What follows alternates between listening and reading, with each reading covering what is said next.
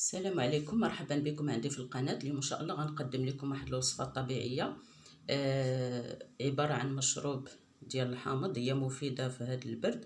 كنعرفوا دابا البرد كاين الرواح، كاين الزكام، كاين نزلات البرد، ديك امراض الشتاء راه معروفة. فيستحسن اننا نقوم بوصفات طبيعية باش نقاوموا هذا البرد وهذا الشيء بامور وبمواد عندنا في المطبخ. فعندنا هاد الوصفه كتعتمد اساسا على الليمون الحامض، السيترون، او عندنا واحد السيترونه، وكندير معها شويه ديال التوابل والاعشاب لانها كتفيد. عندنا غنستعملوا في هذه الوصفه القرنفل، بضع حبات من القرنفل. القرنفل كي كتعرفوه راه مفيد بزاف في الصحه، كيحارب الجراثيم والفيروسات ومطهر وكيحيد الالام، اونتي انفلاماتوار، عنده بزاف د الفوائد. تنديروا عليه ان شاء الله شي فيديو خاص. غادي نحتاج كذلك الحبوب الكزبره. انا وريتكم هاد التوابل كي كتكون في الاصل. انا غادي ندير هذا مسحوق بودره باش دغيا يتصاوب لي، لكن هادو هما الحبوب الاصليه. عندنا سكنجبير او الزنجبيل، هو قاصح. عندنا الكركم، كركم طبيعي. وعندني اوراق سيدي موسى او اوراق الغار، حتى هي مزيانه مطهره مفيده بزاف. وعندي شويه د العسل، هذا كيبقى اختياري، اللي بغى يديرو اللي ما بغاش ماشي ضروري. ندوزو للتحضير.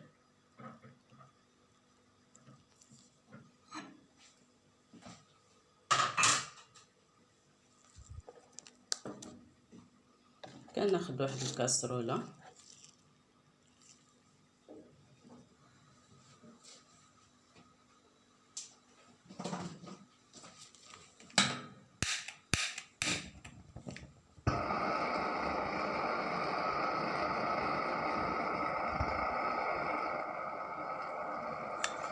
كاسرونه كنديرو فيها الماء. هاد الماء من الاحسن يكون ماء نقي، ماء نقي ولا ماء معدني طبيعي. كنخليوه هكا حتى تيغلى.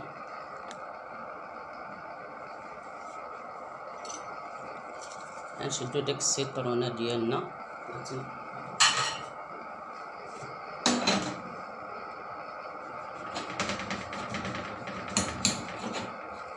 نوريكم كيف نديرو السيترونه.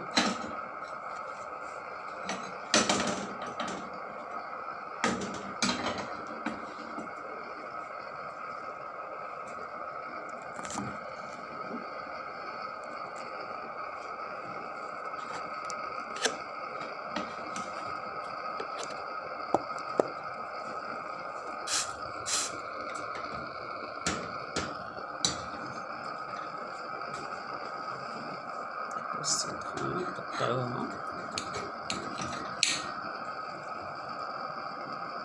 ناخد غير لا مواتي، غير النصف.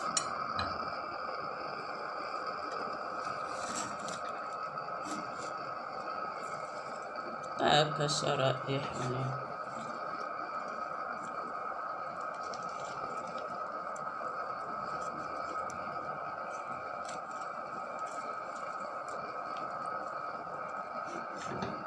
قرب لكم الكم باش تشوفوا. الحامض حتى هو راه من السيترون، من الحوامض، بحال البرتقال البومبلوموس، راه مفيدين حتى هما في البرد، مقاومين نزلات البرد وكيسخنوا، ومعروفين غنيين بزاف بالفيتامين سي وبمضادات الاكسده، يعني مفيدين للبرد، مفيدين للامراض، كيطلعوا المناعه بزاف. اي حاجه فيها مضادات الاكسده فراه مفيده. دونك هما طريفه د الحامض.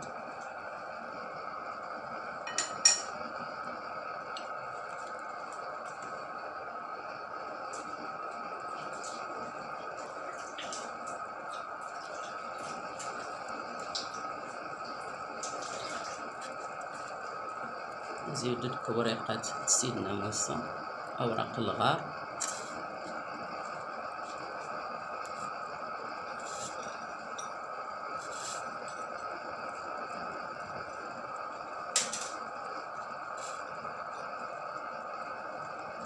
نزيدو هاد حبات ديال القرنفل، كيتستعمل حتى معطر للفم وكيحيد الام الاسنان، يعني اللي نط عليه شي ضرسه قبل ما يمشي للدونتيس يدير شويه د القرنفل في فمو على ديك الضرسه، راه كيهدئ الالام وكيطيب حتى رائحه الفم. ما نكتروش في القرنفل غير بعد هادو الحبات.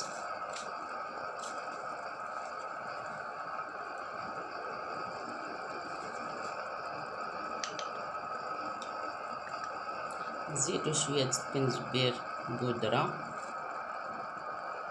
الزنجبيل،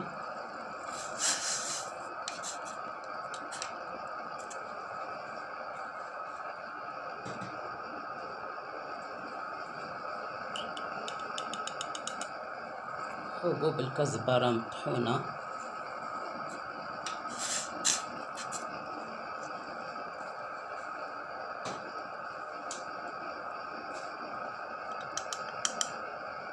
ناخد شويه د الكركم حتى هو مطحون. كندير هاد الشي مطحون باش يسهل دغيا في ينسجم دغيا.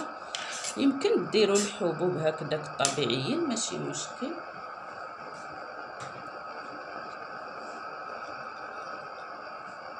نضيف حبوب كزبره شي شويه هكذا. توت فاصون غادي في التالي غادي نصفيو هاد الشي كاع. صافي درنا كلشي. هاد الوصفه، هاد المشروب راه مفيد كي قلت بزاف للصحه، والواحد يبقى يديرو يشربو هكا في المساء ولا في الصباح،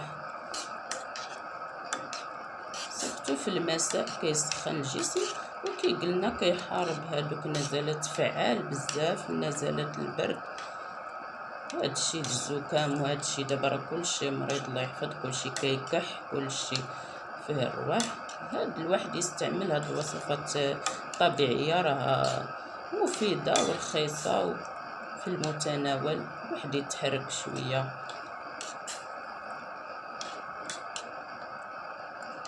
نستمروا في الخلاط.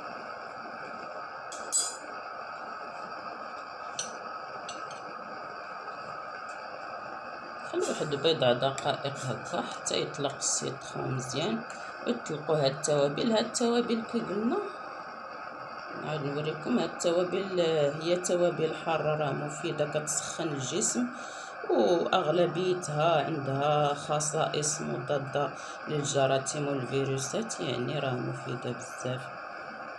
يمكن الا ما عندكمش الحامض ولا ما متوفراش لكم كاع هاد التوابل، يمكن ديروا، كتبقى اجتهادات. يمكن دير غير ما دافي، ما هكا غليان، ونزيدوا فيه بضع حبوب الكزبره، ولا نزيدوا فيه هذا القرنفل وشويه د القرفه، ولا نديروا الزنجبيل ولا الكركم ولا جوج من الحاجات. ماشي ضروري، اي حاجه عندك متوفره في البيت يمكن تستغلها.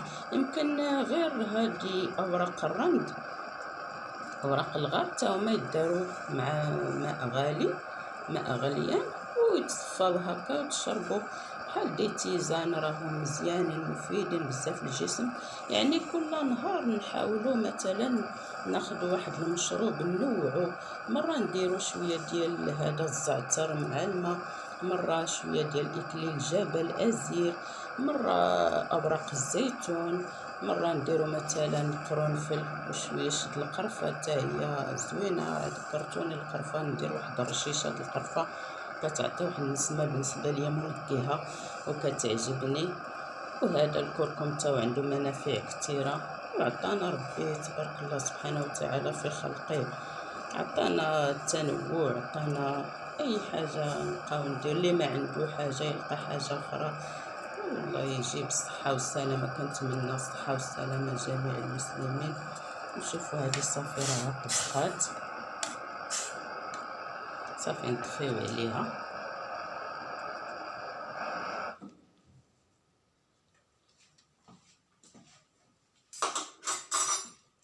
صافي ها هو المشروب ديالنا تحضر، نخليوه شي شويه يبرد.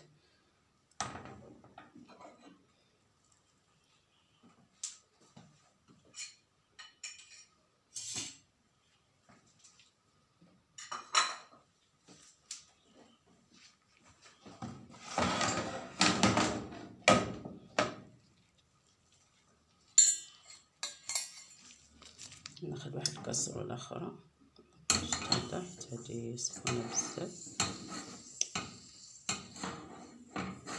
هادي مال صافي نصفي هذا واحد الصفايه. بسم الله. ممكن نخليو مازال يطبخ شويه، ما نكثروش.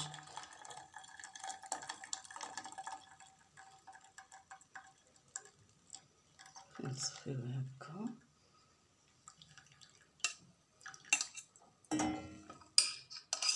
ندير الكسرونه.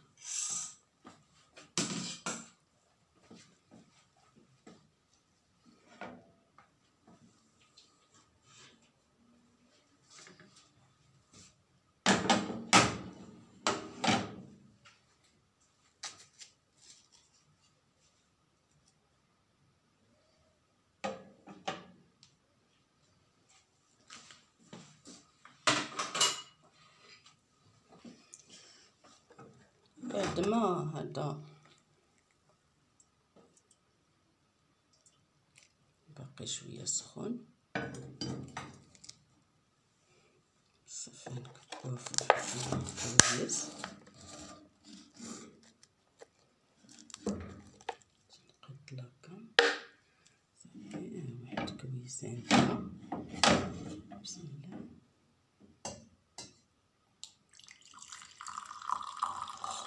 مشروب تبارك الله ساخن ومفيد ويهنينا من نزلات البرد. حتى واخا ما يكونش فيك زعما هاد شي سعال ولا كحه ولا البرد، يمكن تشربو هكا غير مزيان هكا. الوقايه كي كنقولوا الوقايه خير من العلاج. ماشي نتسناو حنا حتى يمرض الواحد عادي يبدا يقلب شنو ياخد. هاد المشروبات وقائيه زوينه وطبيعيه، الواحد يشربها يسخن بعدا جسمه شويه مزيان. اذا ها هو المشروب ديالنا السيرو الطبيعي. تبارك الله. حاجات عندنا في البيت يمكننا نصاوبوا حاجات مزيانه تفيدنا الجسم ديالنا.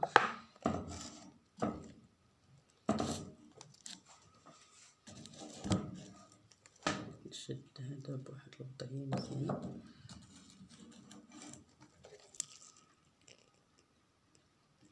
المشروب ديالنا دابا نزيد شويه ديال العسل، كي قلنا كيبقى اختياري، اللي بغى يديرو اللي ما بغاش يديرو ماشي ضروري. ناخذ شويه ديال العسل.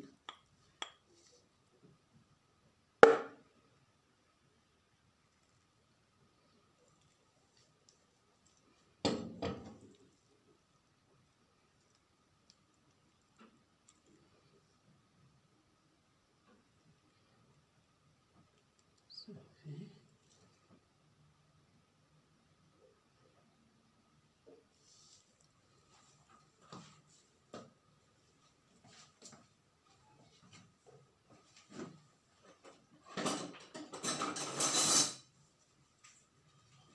استمروا في التحريك. صافي دابا راه برد شويه، ما غاديش نشربوه سخون بزاف، مي حتى ينقص شويه سخونيه. دابا راه تبارك الله صافي راه دافي مفيد. صافي هو دافي دابا موجود. يلا بالصحه والراحه. كنتمنى يعجبكم الفيديو وتكونوا في موفور، تتمتعوا بموفور الصحه والسلامه. الواحد يتهلا في راسو ويدير يجتهد ويدير شويه الوصفات الطبيعيه والله يعطينا الصحة، يعطينا وإياكم الصحة والسلامة إن شاء الله. نتمنى الفيديو ينال إعجابكم، وتشتركوا عندي في القناة وديروا لايك وتعليق محفز. شكرا لكم، إلى اللقاء في فيديو قادم إن شاء الله.